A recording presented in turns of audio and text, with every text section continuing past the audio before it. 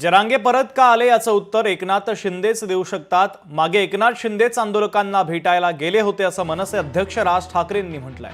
मराठा आंदोलक पुन्हा मुंबईला का आले ते शिंदेंनाच विचारा। मुंबई बंद का पडली ते शिंदेच सांगतील असं महत्त्वाचं आणि सूचक विधान मनसे अध्यक्ष राज ठाकरे यांनी केलंय।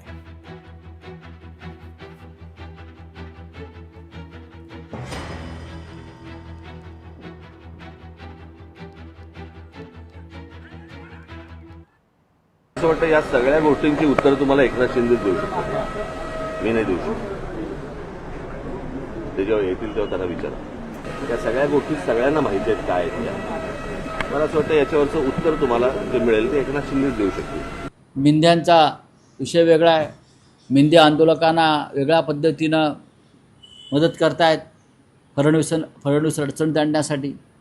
हे काय मार्मिक नाही, पण फार विचारपूर्वक त्यांनी ही वक्तव्य केलेलं आहे आणि त्याला दुजोरा देण्याचं कारण यासाठी आहे कारण ज्या व्यक्तींनी सांगितलं की मी शेड्यूल ठोकून काही जरी झालं तरी देखील मी आरक्षण तुम्हाला मिळाल्याशिवाय राहणार नाही, दिल्याशिवाय राहणार नाही, मोठा जल्लोष केलं, सत्कार करून घेतली आणि त्याच्या जीवावरती मराठा समाजामध्ये आपली एक प्रतिष्ठा, एक इमेज आणि विशेषतः एक वोट बँक तयार करण्याचा देखील केवळवाणी प्रयत्न त्यांनी केला। मग हे आज ते का लागू करत नाही? ज्या पद्धतीने हा आंदोलन थांबवता आला असता, त्याच्याशी चर्चा करता आली असती। जरांगे पाटील हा स्वतंत्र विचाराचा माणूस आहे की त्यांना फक्त समाज एक समाज, वैयक्तिक स्वार्थ त्याचा काही नाही आहे जरांगे पाटलांचा।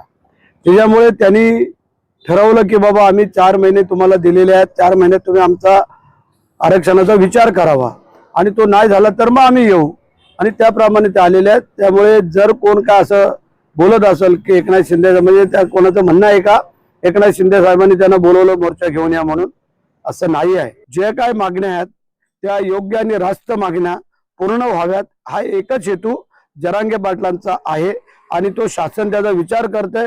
त्यामुळे इतर कोणी काय वेगळा विचार करून महायुतीमध्ये जे काय मिठाचा खडा टाकण्याचा प्रयत्न करत असतील तर ते बरोबर नाही।